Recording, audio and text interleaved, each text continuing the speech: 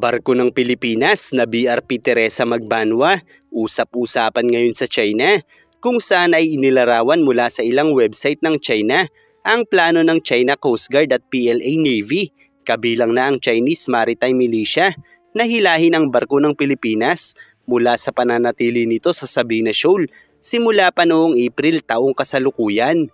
Ayon kasi sa China, ay tila ginagaya nito ang estilo ng pagkakalagay ng BRP Sierra Madre sa Ayungin Shoal, kung saan ang PCG vessel 9701 ay nananatili na sa Sabina Shoal habang sinusuplayan nito ng pagkain at materyales ng iba pang barko ng Pilipinas.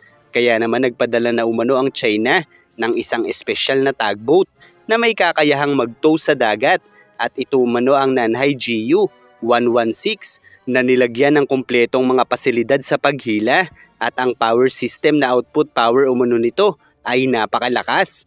Gayunpaman ay tila napagtanto rin ng China na hindi nila basta na lang mahihila ang barko ng Pilipinas nang hindi sila magkakaproblema.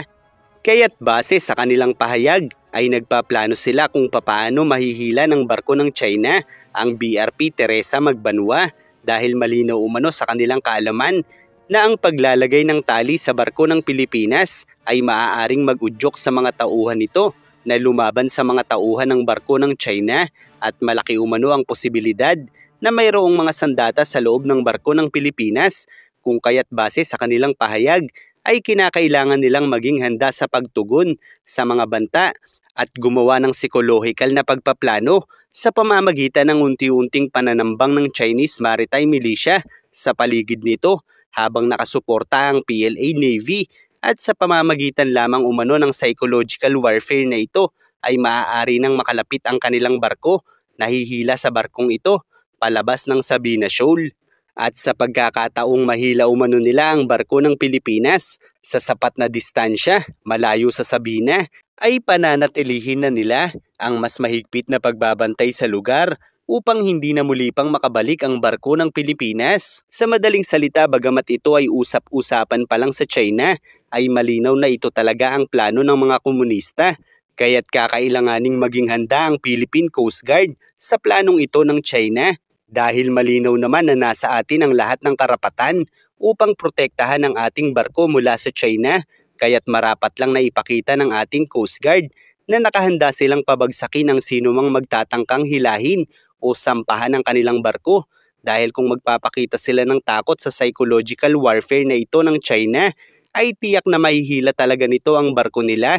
Kaya't hanggat maaga ay sana makarating ito sa National Maritime Council, nang sa ganun ay makapagpasya na sila na isama na ang US sa pagpapatrolya sa Sabina, dahil kung patuloy nilang ire-reject ang iniaalok na tulong ng US, ay magigipit lang ng magigipit ang Philippine Coast Guard sa tagpong ito na maaaring humantong sa tuluyang pag-ukupa ng China sa bahaging ito ng ating teritoryo. Bukod pa riyan, dahil sa patuloy na pagtanggi ng Pilipinas sa iniaalok na tulong ng US sa pagsama sa resupply mission ng bansa, ay maaaring humantong ito sa isang pagkakataon na muling mawalan ng tiwala ang US sa mga Pilipino, at kapag nangyari ito, ay tiyak na mas nanaisin na lang ng US na makipagmabutihan sa China at hayaang magsisi ang Pilipinas sa pagtanggi nito sa iniaalok na tulong ng Amerika.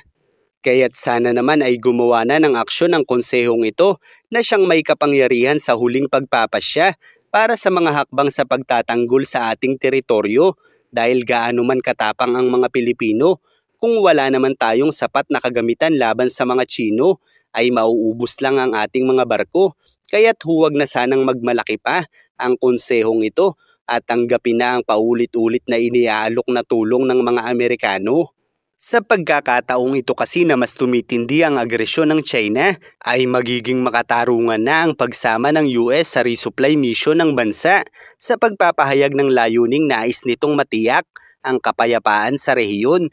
Sa paraang ito ay walang magiging dahilan ng China para pumalag sa gagawing resupply mission ng Pilipinas at Amerika, at kung ipipilit ng China na manatiling agresibo habang kasama natin ang mga barko ng Amerikano, ay maaari itong maging daan sa direktang komprontasyon sa pagitan ng US at China na posibleng mag-trigger sa lahat ng base militar ng US sa buong mundo na tiyak ay hindi nanaising mangyari ng komunistang partido. Kaya't mas may posibilidad na hanggang radio challenge lang ito kapag nariyan ang presensya ng mga Amerikano. Kaysa patuloy magmalaki ang Pilipinas na hindi pa kailangan ng tulong ng Amerika.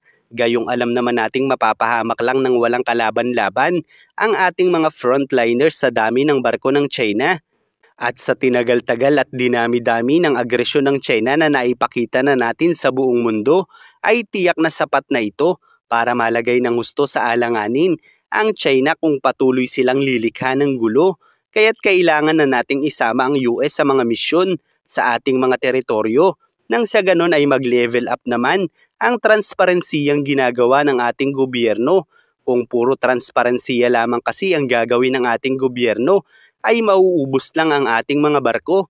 Kaya't mas makabubuting ang susunod na hakbang ng ating gobyerno ay kasama na ang mga Amerikano. Sa paraang ito ay mapagtatanto ng China na habang mas tumitindi ang agresyon nila, ay mas titindi rin ang balik nito sa kanila. At hindi naman porket isasama natin ang US ay nangangahulugan ng tayo ay makikipagyera, dahil malinaw naman na hindi papalag ang China sa Amerika. Kaya't kahit isang barko lang ng Pilipinas sa Sabina ay nag-aalangan pa rin sila. At kahit binangga ng ating Coast Guard ang kanilang barko, ay ninais rin nilang matapos agad ang tensyong ito. Isang indikasyon na kung talagang nais nila ng gyera, ang tagpong ito ay maaari na nilang tuluyang wasakin ang ating mga barko noong kasagsagan ng banggaang ito. Pero hindi nila ginawa dahil ang katunayan ay ayaw nila ng gulo dahil sa dami ng kakampi ng mga Pilipino. Kaya't dinadaan lamang nila sa psychological warfare ang labanang ito at hindi rin nila hinahayaang tuluyang mag-escalate ang gulo. Kaya't papaano pa kaya kung kasama na natin sa misyon ang mga Amerikano? May magagawa pa nga kaya ang mga ito? Kaya't para sa konsehong ito ay sana gumawa na sila ng aksyon na maisama sa ating misyon ang mga Amerikano. Dahil kung magtatagumpay ang China sa panghihila ng ating barko sa Sabina, ay magmimistulan na itong Scarborough Shoal na tuluyang inukopanao ng China dahil sa kawalan ng ating presensya. Kaya't mas mainam na hanggat mas maaga ay ipahayag na ng ating gobyerno na kailangan na nating isali sa ating mga misyon ng mga Amerikano sa layuning mapigilan ang agresyon ng China dahil sa labis na agresyon nito sa ating mga isla. At kasabay nito ay kailangan nating ipabatid sa China na nakahanda ang Pilipinas sa anumang susunod na agresyon na gagawin nila. Sa ganitong paraan kasama ang US ay maaaring mapagtanto ng China na nakahanda na talaga ang Pilipinas kasama ang US na gumanti sa agresyon nila. Kaya't hindi malabong mapapaisip ang China kung patuloy pa silang mangaharas sa ating mga isla kung alam nilang maaari itong mauwi sa direktang komprontasyon ng China at Pilipinas kasama ang Amerika.